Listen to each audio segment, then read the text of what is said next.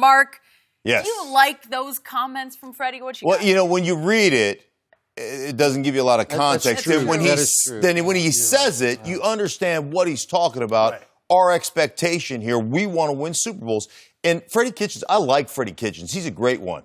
I really enjoyed, my getting to meet him and talking to the Cleveland Browns and watching them practice and then calling one of their games. I really think that they are one of the most talented teams in football. I don't think there's any question. We both know this, or we all know this. Character drives talent towards greatness. It's the reverse of that equation is never true. It's never the talent that drives character. You have got that. Talent's not enough to win. Mm-hmm. You've got to have guys that are willing to sacrifice for one another. I will remind you this. The last time they won the division, it wasn't the AFC North. It was the AFC Central in 1989. Teams that have won the AFC Central and the AFC North before or since Cleveland, the Houston Oilers won it. Is that right? The Jacksonville Jaguars, they're no longer in the division. The Tennessee Titans, no longer in the division, have won since the Cleveland Browns won in 89. So, the goal, Super Bowl, that's out there a little bit, right? I mean, let's get over 500. Maybe let's win our division first. They've got a ton of talent, though. I will tell you that. Ton of talent, but talent's not enough to win in this league. You got to have guys that are willing to sacrifice for one another, and we'll see if they have that.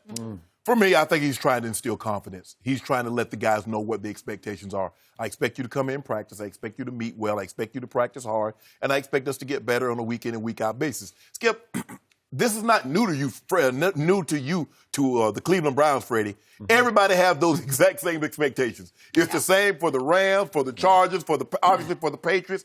Everybody has those expectations. But what are you willing to do? I can tell you this. Me and this man played together from 95 to 99. And not one time did Mike Shanahan ever mention Super Bowl until we was actually preparing for the Super Bowl. I played 2 years in Baltimore. Not one time did Brian Billick mention the Super Bowl until we got to at least we got to the playoffs. Win your division, get a home game, and they're going to go from there.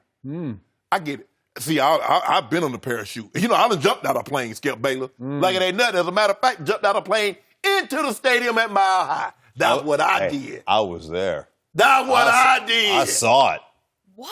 What a grandstander you are. That's crazy to me. No, I got to make an entrance. I just can't come and walk out there on the field. Everybody can do that. What was this for? For a football game or for? Actually, I went to the ring. I was going into the ring. Okay. Really? Honorary captain. I watched it. Rolled in with the Air Force guy. Jumped in. Yeah. I would have been more impressed if you had jumped without a parachute. Yeah. that. Maybe if it had been a pool down there, maybe a 100-foot pool, I might have been good. Maybe. I will say with this, there's so many expectations with this team.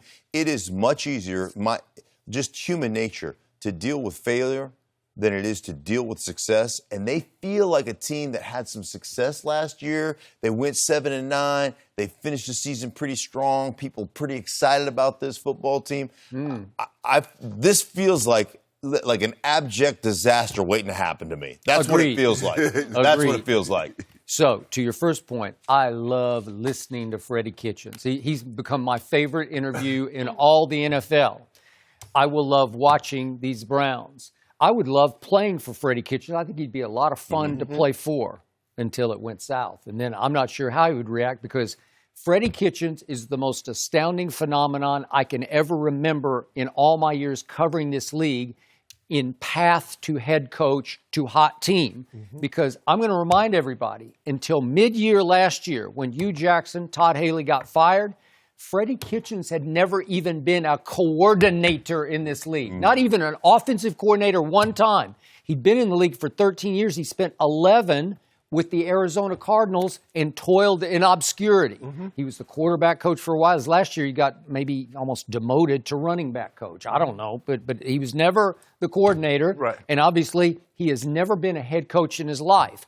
And he is simply the most unknown Alabama quarterback in the history of Crimson Tide football. Am I right? Because I can't remember him. He played for Gene Stallings and Mike Dubose, and he started for 3 years. And when he finished, He had the 5th most completions in the history of the school. It was like pretty good, you know.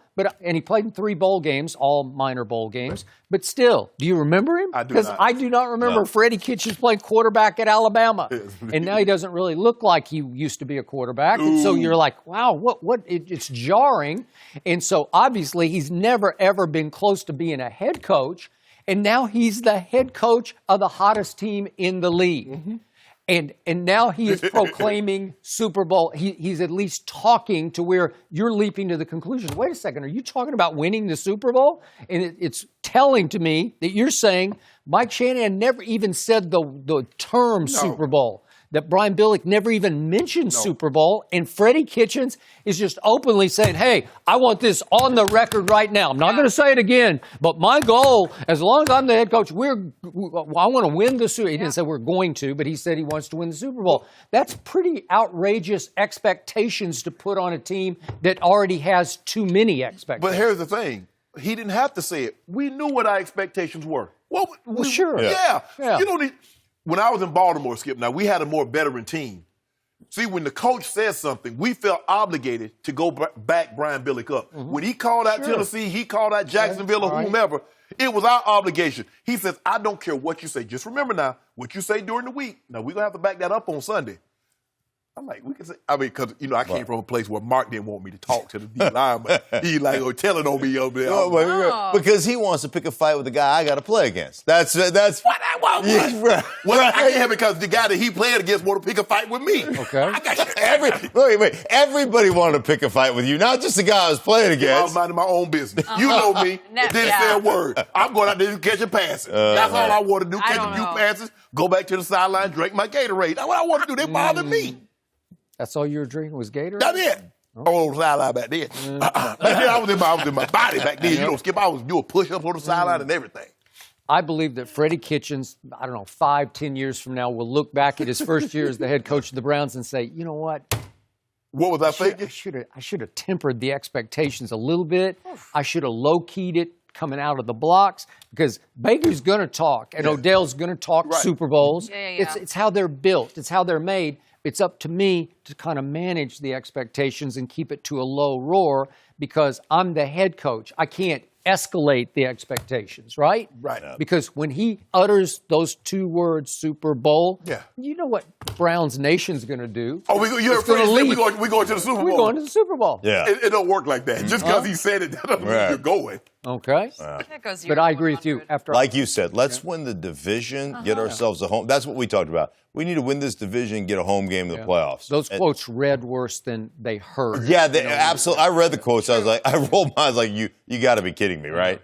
But his then you passion, hear it. I know, it's real. I'm a Freddie Kitchens fan, and I am a fan of the talent and the work ethic and the things that I saw when I was there and the way they had played. Like, I'm a fan of the Cleveland Browns. Baker Mayfield was a guy that I questioned. Baker Mayfield's he is a great young player. They've got roster-wise, on paper, they have one of the most talented teams in football. But I like to say this. If the games were played on paper, I'd have spent a lot less time laying on an operating table, right? They're not played on paper. No. Thank you for watching. You can subscribe here to get the latest from the show, and be sure to check out more of the best clips from Undisputed, or go watch a few other segments from our other shows on FS1.